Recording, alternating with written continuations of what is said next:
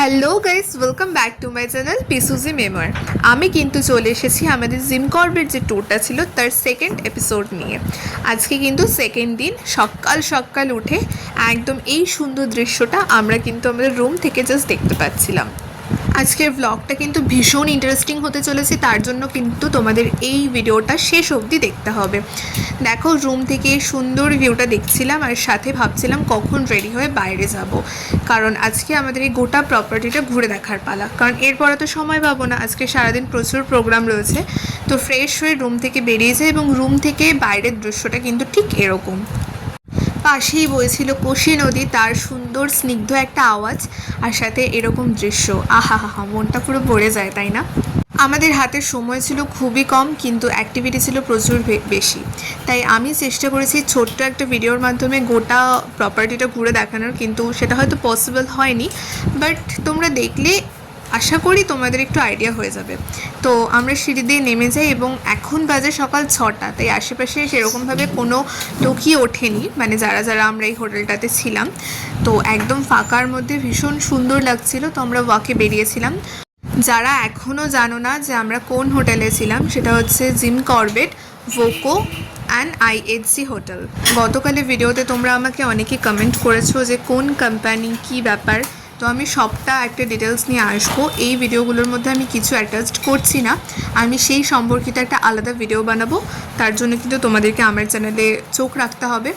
এবার আমরা প্রপার্টি থেকে আমাদের এই কোশি নদীর ধারে যাওয়া যেত, কিন্তু সেখানে কিছু রেস্ট্রিকশন ছিল, সেই জন্য আমরা যেতে পারিনি। তো এটা হচ্ছে সেই প্রপার্টির বার সেকশন ছিল। সকালবেলা ভীষণ সুন্দর লাগছিল অ্যান্ড একদম ক্লিন, নিট অ্যান্ড ক্লিন। দেখো, পাশে একদম রোদের একটা স্নিগ্ধ আলো এসে পড়ছে আর আমরা জাস্ট ওখানে বসে টাইম স্পেন্ড করছিলাম। এত পিসফুল লাগছিল, মানে টাইম স্পেন্ড করার জন্য বেস্ট, মানে একদম বেস্ট। সেটা আপনারা ভ্যাকেশনে যান বা যে কারণেই যান। এখানে দেখো, রোদের এই স্নিগ্ধ আলোটা এসে জাস্ট পড়ছে, রোদ মানে সূর্যটা জাস্ট উঠছে, এত ভালো লাগছিল। তো এবার আমি যাচ্ছি লনের দিকে, কারণ এই জায়গাটা আরও ভীষণ সুন্দর, এই জায়গার সিনারিওটা আরও ভীষণ সুন্দর। মানে ছোটোবেলা থেকে আমরা এই সিনারিগুলো দেখেই বড় হয়েছি পেজে। দোলনাটাতে একটু শুয়ে ট্রাই করতে যাচ্ছি, দেখতে চাইছি যে কী টাইপের, মানে একটা ভাইবস নিতে চাইছে। চলো দেখ। ওই দোলনাটাতে আমার আর কোনোরকম ভাইবস নেওয়া হয়নি, তাই রিজনটা তোমরা এখনই শুনতে পাবে। তাই আমি সেই বাচ্চাদের একটা দোলনাতেই এসে চলে এসেছি, কারণ আমার জন্য এটাই বেস্ট।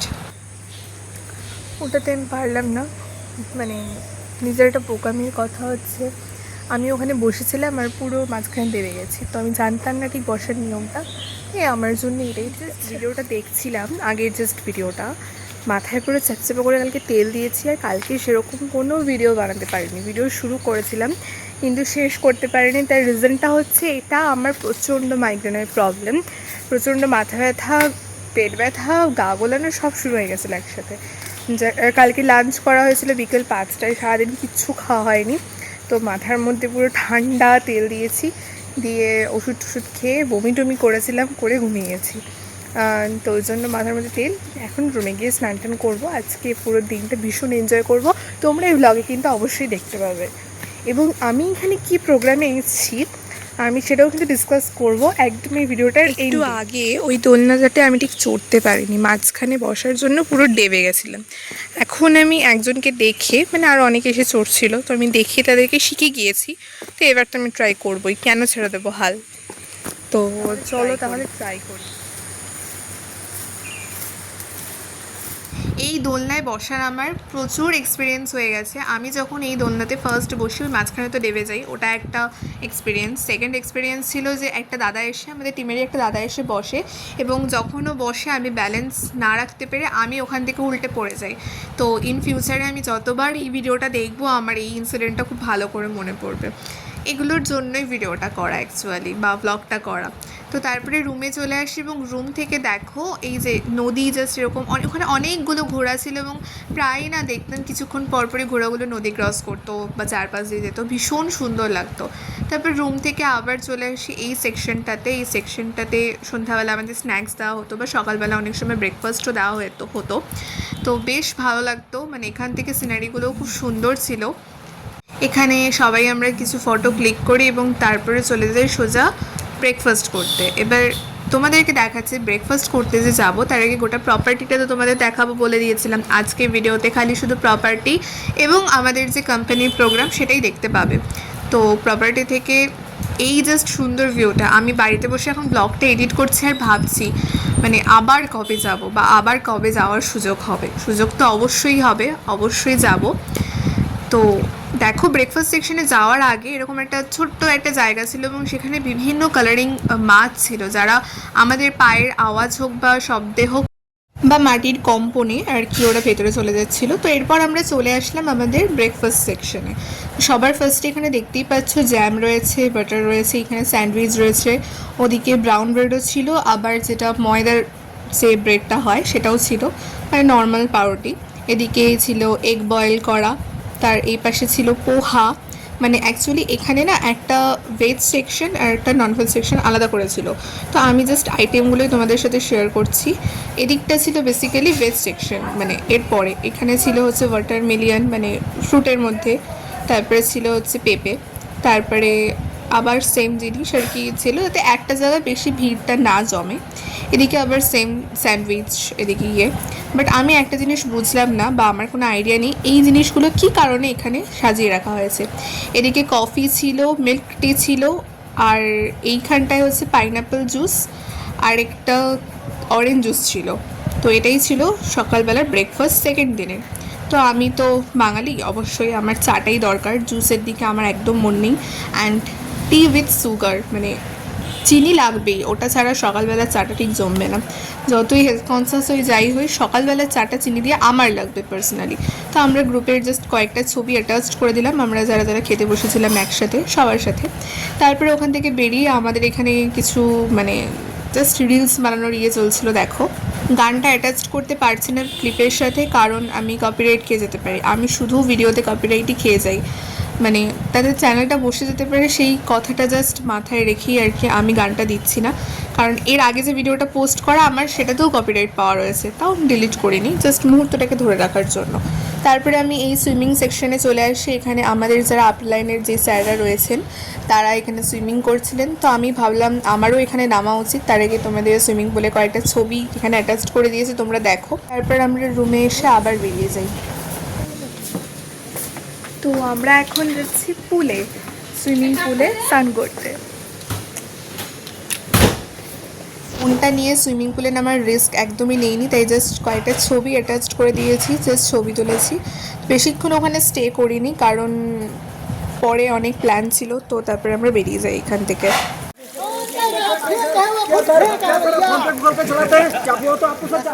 আমাদের ইন্ডিয়ার মানে অনেক স্টেট থেকে অনেকে এসেছিলেন, তারাও এখানে ব্লগ বানাচ্ছিলেন, ভিডিও করছিলেন, দেখেও ভালো লাগছিল। সুইমিংয়ে বেশিক্ষণ থাকিনি, ওখান থেকে উঠে পাশে জাস্ট কিছুক্ষণ বসেছিলাম। তারপরে সেখান থেকে বেরিয়ে যাই, কারণ রুমে গিয়ে আবার স্নান করতে হবে, তারপরে রেডি হয়ে আবার বেরোতে হবে। স্নান করা মোটামুটি কমপ্লিট, তারপরে অনেকক্ষণ দাঁড়িয়েছিলাম, এখন রুমে যাই ফ্রেশ হয়ে আসি, তারপরে তোমাদের সাথে কিছু কথা বলতে চলো। আচ্ছা, সুইমিং পুলে কিন্তু কেউ কখনো কার্টেনের ড্রেস পরে নেমো না, কারণ জলে কিন্তু কেমিক্যাল মেশানো হয়, সেটা কার্টেনের সাথে রিয়াকশন করে আমাদের স্কিনে অ্যালার্জি সৃষ্টি হতে পারে। আমরা এবার রুমে চলে এসেছি। তো এবার আমাদের রুম হচ্ছে 607, আমরা এবার রুমে চলে এসেছি। তো চলো ফ্রেশ হয়ে আবার আসছি। ফ্রেশ হওয়ার পরে ভাবলাম একটু গ্রিন টি খাওয়া যাক, এবং অ্যাকচুয়ালি আমাদের রুম থেকে যে ভিউটা ছিল সেটার পাশে বসলে ওখান থেকে কারোরই উঠতে ইচ্ছে করবে না, কারণ অসাধারণ ভিউ।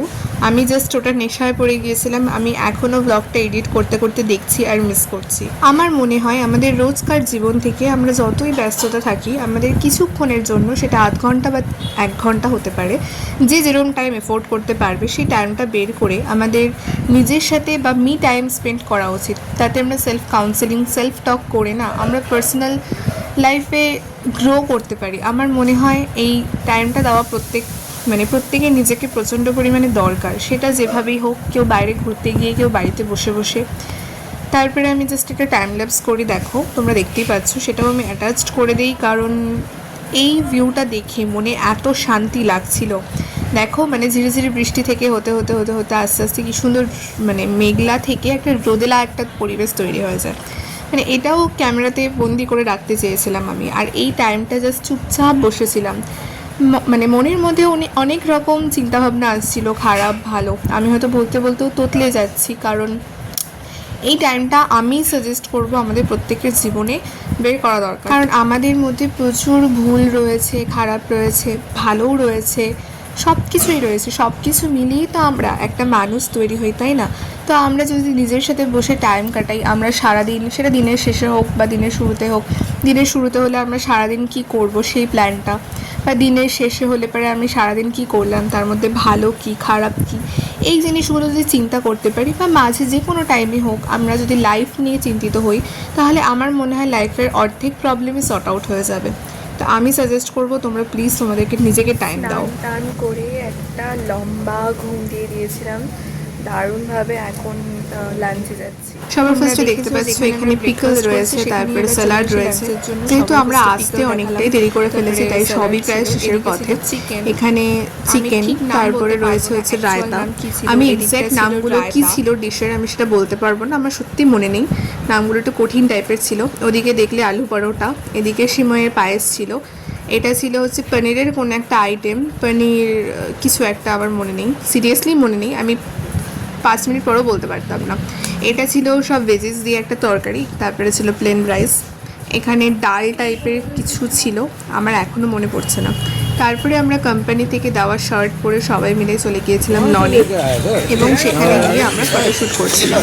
কারণ তার কিছুক্ষণ পরেই আমাদের কোম্পানির মেইন প্রোগ্রাম, যেটার জন্য আমাদের জিম করবেতে আসা first anniversary programme of SVNP, সেটা শুরু হয়ে যেত।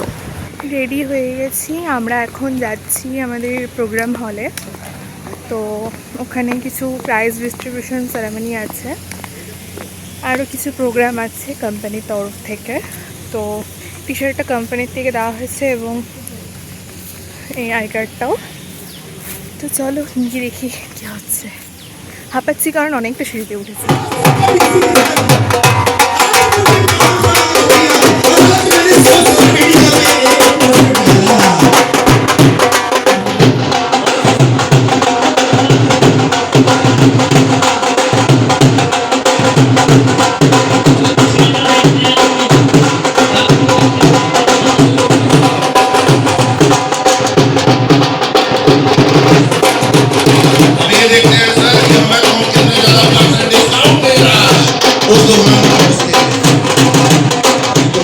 দেখতেই পেলে ওয়েলকাম সেরেমনি কীরকম ছিল, এবং ইতিমধ্যেই আমাদের প্রোগ্রাম শুরু হয়ে গিয়েছে। এখানে নাচানাচি চলছে, ভীষণ এনজয় করেছি।